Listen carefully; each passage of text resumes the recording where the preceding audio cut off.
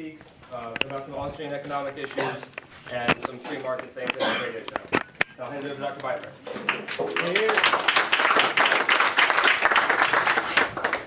Well, anybody here in favor of more liberty and less government?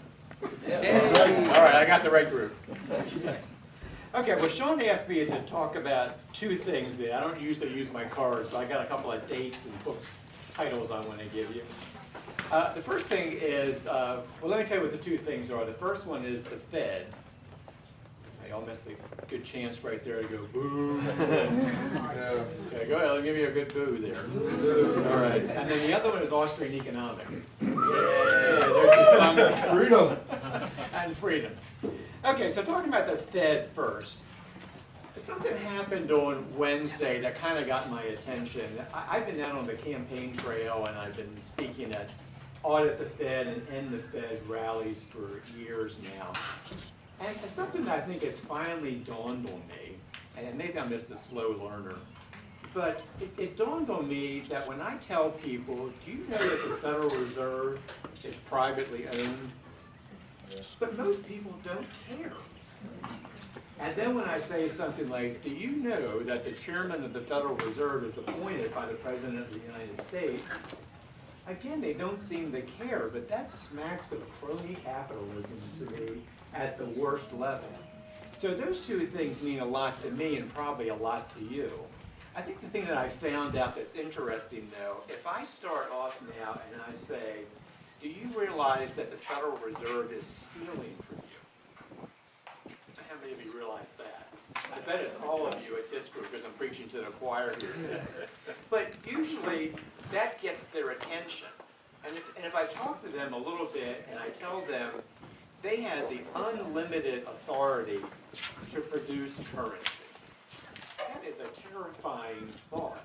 Without an audit, without any kind of oversight, they have unlimited authority to do that.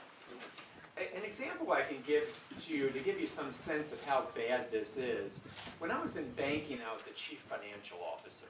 Now some of you can probably picture this. You have reserve requirements and liquidity requirements. I would call them in the end of the day and ask for more money for our account. Now I could do that over the phone, I could do it via email, but I didn't even have to go out into the parking lot and wait for the Brinks truck. You know where I'm going with this? How did the money get into my account? Electronically. Yeah, electronically. It's just magic. So I think we get hypnotized sometimes when we look at that stock footage on TV of the dollars being printed. They don't even have to go to that trouble.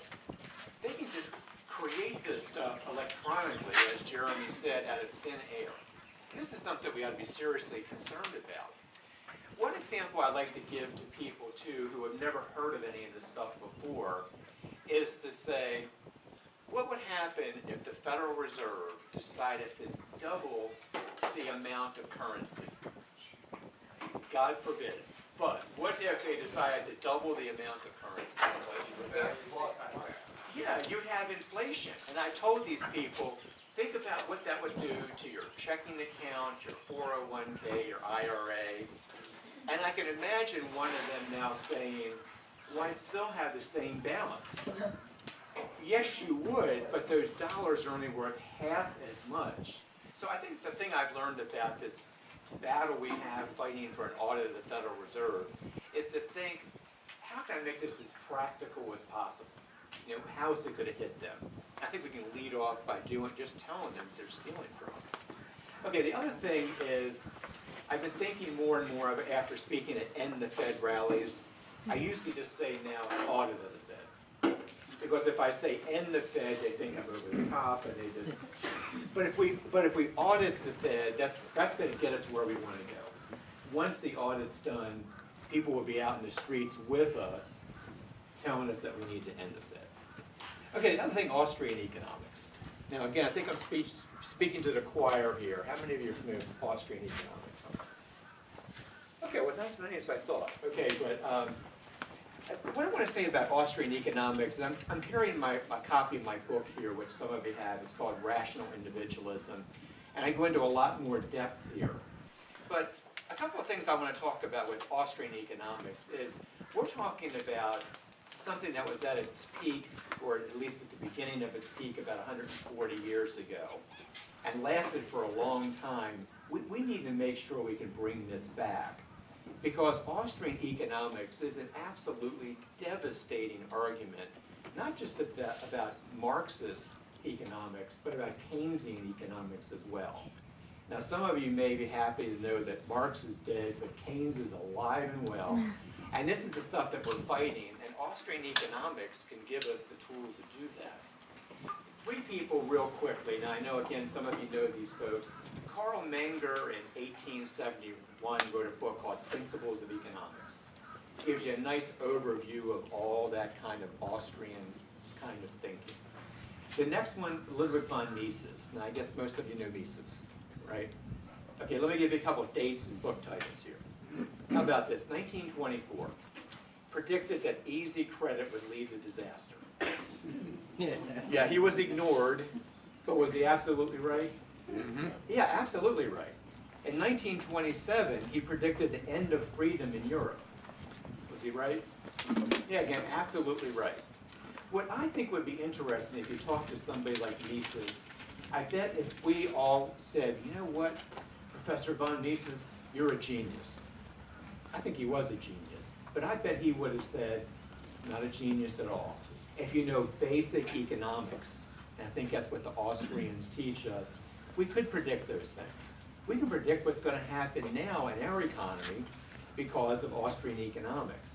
The thing that I find interesting when I read Austrian economics is its common sense kind of stuff. And it makes me think in terms, I teach at the Bryan School of Business and Economics, and we offer a PhD in economics.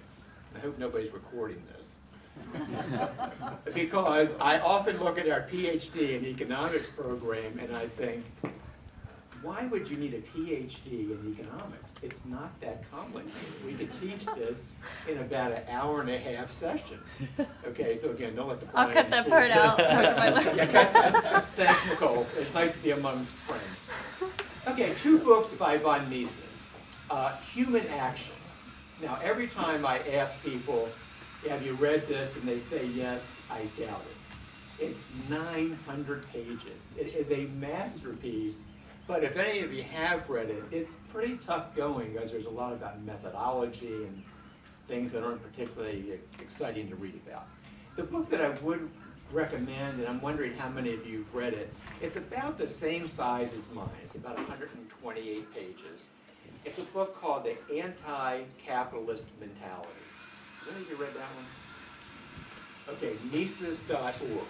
It's a great little book, The Anti-Capitalist Mentality.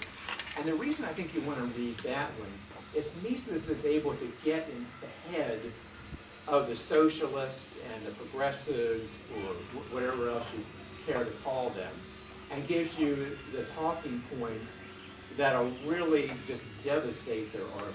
Excellent book, The Anti-Capitalist Mentality. Lastly, Friedrich Hayek. Now, a number of you probably know Hayek also. In 1974, he won the Nobel Prize in Economics. One of our own won the Nobel Prize. I think that's amazing. But the book I want to recommend by him, he wrote 30 years earlier. In 1944, he wrote a book called The Road to Serfdom. How many of you read that one? Okay, we had a couple of you there. Again, I think this is a fantastic book because, again, it helps us to frame our own arguments about what's happening now. One last thing about Hayek, that if you spend time in Europe, how many of you spend time, let's say, a summer or maybe a year in Europe? Okay, so okay, you all back me up on this. I had an opportunity to teach in Germany for 5 summers. If you want to see the road to serfdom, or what we would call the road to socialism now, spend some time in Germany or France or one of those Western countries in Europe. You will see it happening. Everybody familiar with Agenda 21? Okay, Maddie, I'm sure you are, and the rest of you need to be. Yeah, Agenda 21 is something that we should be terrified about.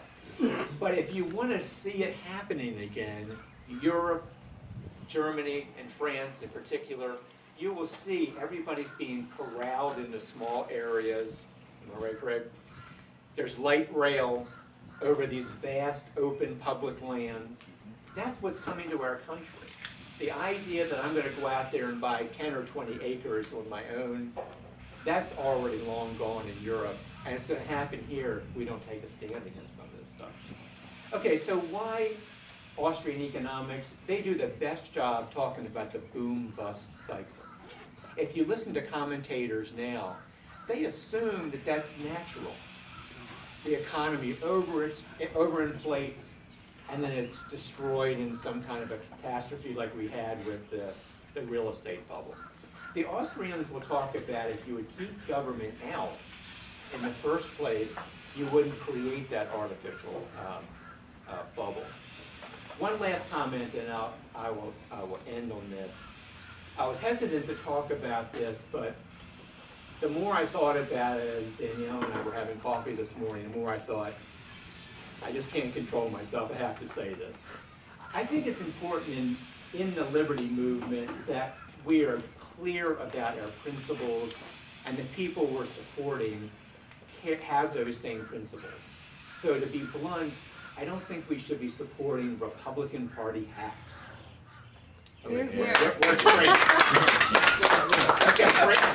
telling me about this just a little while ago. And what I mean by that, these are the people that are now catering somewhat to the liberty movement because we are growing and we're having more influence. I think we need to listen to these folks carefully.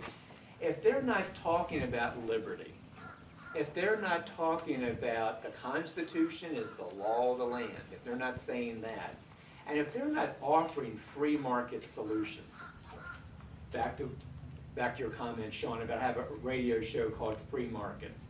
We talk about free market solutions from everything, not from just bananas and cucumbers, but to education and every other thing like healthcare and every other thing that you can think about in the political system. So think about, again, are they talking about liberty, the Constitution, and free markets? And then my last comment is, don't give a dime to any of these Republican Party hacks. When you have a liberty guy like Steve Royal sitting there, about to give out his cards, this guy's probably too proud to ask you, but I'll ask you. We got to give money to people like Steve Royal. We got to get him elected. And then lastly, we have people like Glenn Bradley over there, who is not committed to running for anything else. And I know he's a Marine, so I need some help, but let's wrestle him to the ground and get him to commit to running for something very soon. Okay, so my final comment there is get behind these guys and give them all the money and time you can. Thanks very much.